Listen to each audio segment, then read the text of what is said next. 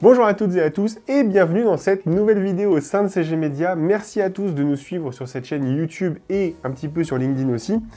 Aujourd'hui, on va vous parler d'une caméra qu'on adore au sein de CG Media. C'est vraiment cette SRG X120 de chez Sony. Donc, cette caméra PTZ pour pan, tilt et zoom, comment on l'utilise au sein de CG Media? C'est très simple, c'est la caméra qu'on va mettre à chaque fois qu'on a besoin de l'intégrer dans une salle du conseil, salle de séminaire, salle de convention et qu'on a besoin d'une connectique SDI pour récupérer le signal pour faire éventuellement du live.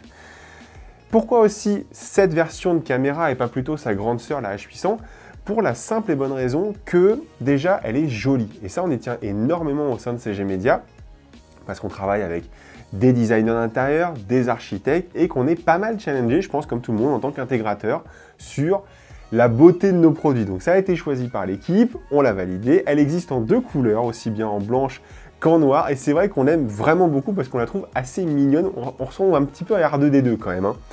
Donc, je vais vous faire un petit 360 de la caméra comme d'habitude, et on va parler un petit peu de comment on l'utilise chez nous. Face avant, il n'y a pas grand chose à dire, on va retrouver principalement du power et du network, c'est de l'indication visuelle pour nous dire qu'elle est bien alimentée et qu'elle est sous tension. Ça va aussi nous servir quand on va la piloter avec la télécommande qui est fournie au sein de Sony, qui va nous permettre de la gérer, de la piloter quand on ne veut pas utiliser un pupitre de contrôle. Donc ça, c'est la partie face avant, et la partie face arrière qui est la plus intéressante finalement pour tous les intégrateurs, et puis pour ceux qui font du broadcast, parce que ça fonctionne, ces caméras-là fonctionnent aussi très bien en broadcast. On va avoir un port Ethernet PoE+. Ça veut dire que quand on va devoir tirer du câble sur de la grande longueur, on est en événementiel, on doit tirer deux câbles, un SDI, un réseau, ça nous évite d'avoir une alim, une boîte électrique sous le pied. On va tout alimenter à travers le port réseau, donc en PoE+. On va avoir de la connectique professionnelle, on va avoir un SDI en sortie, donc on va pouvoir venir brancher notre, par exemple, là, notre ATEM télévision, on va venir le connecter directement à la caméra, donc on s'affranchit un petit peu des longueurs. On va avoir un HDMI out au cas où on serait en mode tout simplement studio d'enregistrement pour venir remplacer une webcam un peu haut de gamme. On pourrait venir par exemple, on en a déjà parlé, la connecter à un ATM mini. On pourrait piloter cette caméra d'un point de vue vidéo avec un ATM mini. On va avoir évidemment le caméra setup, c'est vraiment pour savoir quelle référence c'est là sur les ports infrarouges. Les ports classiques Visca et en RS422. Et on va avoir de l'audio, on va pouvoir rentrer à droite et à gauche dans la caméra pour le récupérer en sortie sur le SDI ou sur le HDMI out. Donc ça, c'est hyper pratique, et la petite molette que vous voyez ici, elle est hyper importante en fait, cette molette, c'est elle qui va définir le format d'enregistrement de la caméra. Donc on a toutes les résolutions possibles, et ce que j'ai pas forcément précisé, c'est que cette caméra est prête pour le 4K. Pourquoi je dis ça? Au sein de CG Media, on a vraiment fait une démarche de vouloir ne pas installer des salles périssables. Et on se dit, plutôt que qui peut le plus, peut le moins, quelqu'un qui veut tout simplement une caméra en 1080p, 60 fps, elle répond à la demande et c'est parfait. Aujourd'hui, le standard, c'est ça. Demain, ça pourra être le 4K. Il suffira d'activer la licence dedans et on va pouvoir sortir un signal 4K pour récupérer sur des mixeurs vidéo un peu plus costauds en 4K, et on va pouvoir garder avec cette même caméra une génération d'après, c'est-à-dire la génération 4K qui devrait arriver d'ici quelques années. Je n'ai pas trop la date, mais je pense que ça va pas trop tarder. On va nous demander à commencer à streamer en 1080p de façon native, mais on va demander de capter en 4K, ou en tout cas de faire du rendu 4K. Et elle est plutôt sympa parce que typiquement tout est fourni, c'est pas anodin non plus pour le coup. On va avoir la télécommande qui est fournie et on va avoir les supports de fixation plafond qui sont aussi fournis. Autre point important de cette caméra, c'est la notion de pilotage. Donc on en a parlé, on peut la piloter soit avec la télécommande qui est fournie dans le carton de la caméra, mais on peut la piloter avec un pupitre de contrôle de chez Sony, mais pas que. En fait, il y a plusieurs marques maintenant qui font du multi-protocole.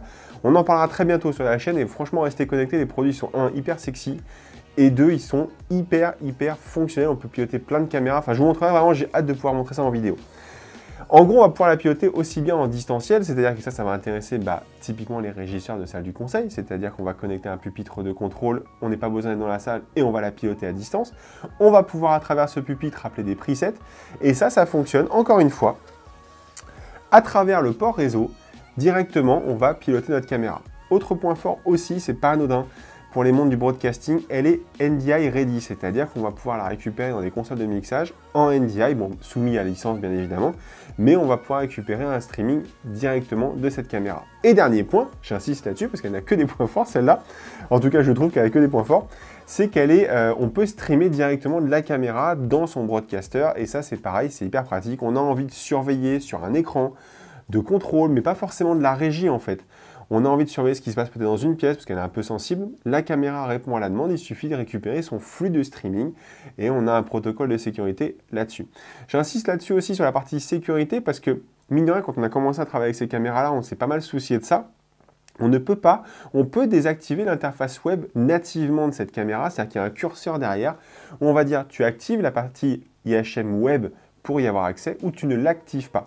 Et si elle est désactivée, on y a accès avec le pupitre de contrôle, il n'y a aucun souci, mais on n'a pas accès à ces réglages ni à ce qu'elle voit en fait. On y a accès à travers soit le SDI, donc dans la régie, soit à travers tout simplement un pupitre de contrôle qu'on pourrait mettre aussi dans la régie. Donc c'est vraiment pratique. Franchement, cette caméra-là, elle répond à beaucoup de demandes. Alors, il y en a des plus évoluées, hein. Bien évidemment, il y a celle-ci, mais qu'on ne peut pas fixer au plafond, on arrache le plafond. Mais c'est hyper pratique, soit dans le monde du broadcasting pour des questions de coût, parce qu'elle est quand même hyper abordable, soit dans le monde de l'intégration audiovisuelle, parce qu'on récupère une caméra hyper polyvalente. Alors oui, elle ne fait pas de l'USB, celle-ci, il y en a d'autres qui le font chez Sony, mais en attendant, elle répond énormément à la demande, aussi bien d'un point de vue connectique pro que d'un point de vue purement streaming. Après, pour la partie purement fixation et optique, c'est très simple, on va être sur une caméra 12 fois, donc c'est quand même pas anodin. On va être sur un angle de plus ou moins 70 degrés et elle va pouvoir se mettre aussi bien à plat, comme ceci, donc sur un trépied, la vis est déjà fournie et tout ce qui va bien, mais dans le carton, on va aussi avoir un support plafond pour venir la fixer tête en bas. Et donc, on va se retrouver avec une toute petite caméra fixée au plafond, hyper discrète, aux couleurs des dalles si nécessaire, ça c'est pour nos amis architectes quand ils en ont besoin. Et on va avoir tout ça de fourni. Donc vraiment, hyper polyvalente. Nous, on l'adore. D'un point de vue maintenance, on n'a jamais eu de soucis pour l'instant.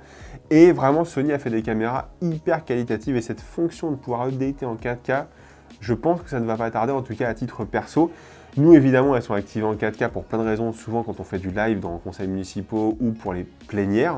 Mais je trouve ça hyper pratique de pouvoir se dire pour l'instant je reste en 1080 et demain je passerai en 4K. Voilà pour cette SRG X120, on est hyper content de vous l'avoir présenté au sein de la chaîne YouTube. N'hésitez pas à nous suivre évidemment sur la chaîne YouTube, ça vous le faites déjà, mais sur nos réseaux sociaux comme LinkedIn où on est le plus actif et un petit peu Instagram, on se défend un petit peu là-dessus.